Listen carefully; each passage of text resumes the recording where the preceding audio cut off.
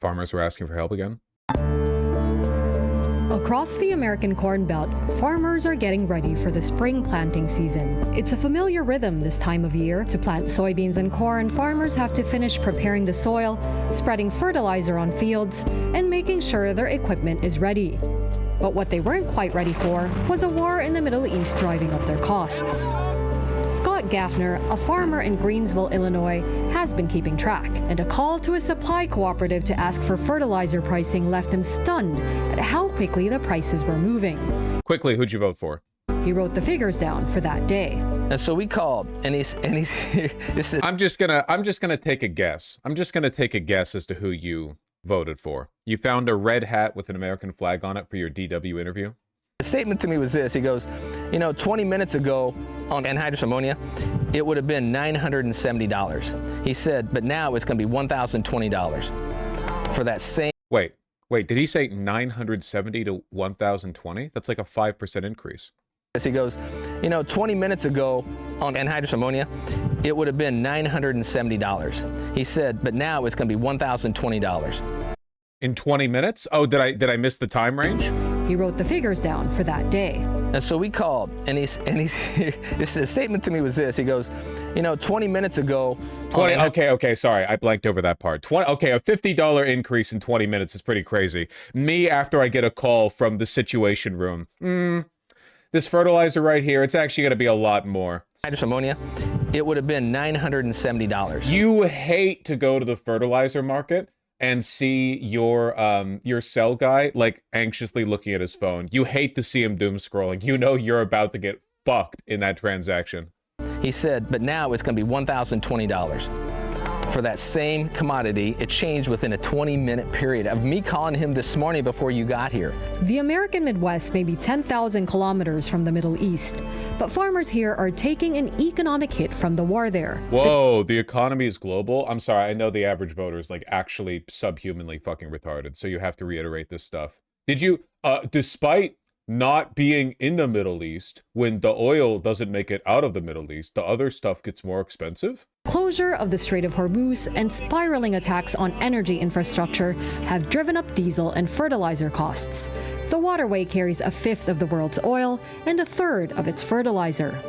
Most farmers were actually able to lock in their fertilizer orders before the war started, but they're already— Yeah, for now, motherfucker. How many years out did they book it? 2 or 3? Or 4? How? Looking ahead to what could be a longer period of higher input prices that could squeeze their margins for years to come. It's extremely difficult to have a lot of uncertainties because you always want to kind of know what you need to do. When do you think Americans will actually start feeling these effects? Well, we're going to talk about it more in a little bit. So we're already feeling the increase in gas prices, but we probably have a couple more weeks before the wider inflationary effects of this really lock in. The problem is, like, we are pretty far from the Middle East, so it physically takes a while for the oil that is not being sent out to not arrive at our ports, oil, fertilizer, whatever else. So we're waiting for a couple of weeks, but we're already seeing a massive economic crisis in East Asia, in East Africa. We're seeing it's going to hit Europe before it hits us. So like I've seen some people on social media compare it to COVID, where if you were paying close attention to the early cases in China, you realized like months before the lockdowns that the world was about to come to a screeching halt. But the average person didn't know that and had no way of knowing that. Really, it would be like it's like January 2020, and you're following the breakout in China, and you're like, oh my god, this is going to be like a once in a this is going to be really bad. But the average person in January 2020 was just they had no idea. There was just a buffer. Crops you need to produce, what the prices are going to be, what your input prices are going to be. And the problem lately, and as we're talking about with the conflict with Iran and the why is fertilizer affected by Iran war? I thought fertilizer was just cow poop. No, fertilizer is chemicals and byproducts of petroleum products. I mean, you can make fertilizer out of a lot of stuff. Fertilizer is just an aggregate of minerals that you dump into the soil that makes the plants grow better. Yeah, ammonia and nitrogens and stuff. There's you can make that with poop. You can poop on the plants if you want to, but like a significant amount of fertilizer comes to the Middle East, which we use to make food. the Straits of Hormuz. It affects In my opinion. everybody. The longer this goes on, it will start to affect us more. A 7-hour drive away in Hampton, Iowa, April Hems is preparing her farm for the planting season too. To her, this current Bosch in January 2020 was predicting that COVID would be a nothing burger. That is true. 100% it was. I was so wrong on that. I'm so glad I didn't publish an early segment that I did where I was like, this is probably going to turn out to be nothing. Because I remembered the last like dozen big viral events happening or big, contagions emanating from China being complete horseshit. And a lot of them were just xenophobia. Like, oh, look at the scary, this scary Eastern disease. But I was totally off on that one. So, energy and supply shock is just the latest in a string of crises for farmers. We used to say, what's the black swan event? And I go, there's no more black, they're all black swans now. So I'm just looking for a white swan, somewhere to raise the flag. U.S. soybean exports to China, until last year's trade war the number one buyer of U.S. soybeans, have yet to fully rebound. Record harvests worldwide meant commodity prices were pushed. So does she work the farm or own it? I really, not to be hateful or whatever, I really don't think with a build like that at that age she's working the farm. Every time we interview American farmers, remember that there are like 30 Mexican slaves that they've crammed into a broom cupboard somewhere, so the people who own the land can talk to the interviewers. Like, it's like when we say farmer, what we usually mean is farm owner or landlord, or like in medieval terms, like the lord of the land. Dude, sometimes American media will interview these like, oh shucks, down to earth farmers, and they will own like enough land it takes hundreds of people to manage it. Like, they are like tiny little lords, but we treat them like they're actual farmers. And these are people, I mean, they dress up in their overalls for the camera, but they're not doing the manual labor. Down, and tariffs on imports farmers need, whether on chemicals or on equipment, hit budgets too. The effects of the war. You're just entirely wrong, my man. I'm genuinely, truly sorry, but I'm not. There are farmers that work their own land, but like my entire life, I have seen farmers in California and Texas especially be like, oh yeah, me and Ma just work the farm, and they own like thousands and thousands of acres of land. They're not the ones working it. What labor goes into corn and soy other than driving equipment? I don't know. Again, I mentioned California and Texas because I know mostly about like vegetable picking, which requires a ton of farm hands. I do know that corn and soybean and so on farmers do also use farmhand labor, but I don't know as much about that supply line, about that process. In the Middle East are further compounding an already difficult cost situation.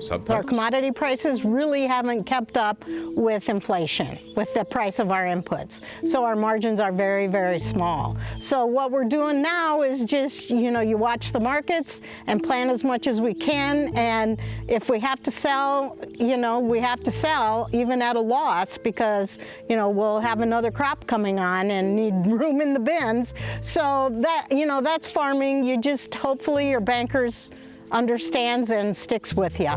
In these parts, farmers make up a close-knit community. A 5-minute drive takes April to fellow farmer Mark Guy. Their families have close-knit community. Been friends for generations. Mark Guy has some complicated accounting ahead of him as well. Well, the week before the war started, I did a fuel inventory and figured out how much I would need to buy, and was on the verge of calling my fuel broker, and I just didn't get to it. So that little mistake was going to end up costing me substantially. I believe the fuel I will need to buy this spring will be in the 30%. I'm looking it up because I'm interested. Soybean and corn farming absolutely use less, or they're more automated than like vegetable picking. But I'm getting a lot of like varied accounts on how frequently farmhand labor is used for them. Like some people, especially during planting, some are saying, or some of the reports, not reports, I guess sources I'm looking at are saying that it's more, and then I guess for harvesting it'd be very little. I'm not really sure. It depends on the farm size. Oh, for sure. 100%. It makes me so fucking sad. The whole like short drive away, 5 minutes from your closest neighbor. We need to reinvent the German village, man. Every time I see American farms, I think of that. It's crazy that in America, farm houses are all on the farm, like separate, rather than having the farm plots run out like spoke wheels from a center village, Higher than before the war started. And And anytime farmers plant, it requires a lot of fuel. And how soon prices will drop remains uncertain. We have 2 planters like this, and tillage tractors, fertilizer application tractors. We will burn, 300 gallons a day, maybe up to 500 when we have all those machines in operation. And that spring work season will go on for, a month. Not just obviously. FYI, German farmers also tend to be landowners employers. No, that's like all farmers now. Yeah, basically. Like that happened around the turn to industrial capitalism. When you abandon the lord as like the ruler of the farmlands, you have to have an owner anyway. You introduce a landowner, a landlord, and like those people are now called the farmers in a lot of cases. Not every day is fit to run that amount of equipment, that all the tractors. Yeah, I think so, Dana. Like it's not. Gosh, I'd have to do some math to think how many. Often they don't even own it. It's basically like double sharecropping, kind of, where like the farmer owns the land, but in reality, the land, or at least the product of the farm, is owned by some gigantic farming megacorp. So there's like multiple layers of exploitation. Most farmers have very, very difficult jobs. It's just I also hate them because they like 90% of the time vote for the people who want to fuck their daughters or whatever, so. 1,000 gallons of fuel we'll use this spring, but it's substantial. Across the Midwest, farmers are calculating how much longer they can absorb the cost of decisions made in Washington. Like many here in this largely conservative farming area, Scott Gaffner is a supporter of President Trump. Wow. Thank you. Well, I appreciate you. Unlike More Perfect Union, cutting to the... But says patience is wearing thin among the farmers around him. I hate you so fucking much. I hate you so goddamn much, dude. I fucking hate you. It's always the same story that they thought Trump would put blacks in their place and kick out the illegals except for the ones that work the farm. And then, like, they never have anything good to say about Trump, but they would still lay their lives down for him. They can never explain why, because if they explain why, they would understand how unlikable they would come across. Oh yeah, my patience is wearing very fucking thin with these people. Your patience is wearing thin? After 10 years of Trump? You may look at this in a year and say, you know what, that was the best thing we did, because we now took a regime that was very volatile. Oh my God. That we now have the straits open and we can bring more products through. My and God. Now we can just have more free trade everywhere. And it may be a thing where like, this is the greatest thing that's ever happened. But right now, we're very anxious because it's hitting us in the pocketbook. And it's like genuinely, democracy can't survive these people. We need to do something. We need to do something. We can't keep doing this, man. It's great, because now, finally, things will be able to flow through the Strait of Hormuz. You shouldn't be able to vote. it's very hard. The government is sending help, but the $12 billion package announced in December was meant to aid farmers in the fallout of the trade war with China. Yeah, that was the last time Trump fucked you guys over. Not that you'll ever learn. A further $15 billion in relief to help cushion the impact of the war in the Middle East is reportedly in discussion. But what these farmers say they want most of all is not a bailout, but stability and open markets. In the absence of You don't want open markets, you fucking retards. You're already pissed that you guys have to fucking sell at a global price. You benefit from so many subsidies. You don't want... You already get the free money. You don't want open markets. At the moment, they're doing what they've always done, planning, then planting to the best of their ability. Great. Wonderful.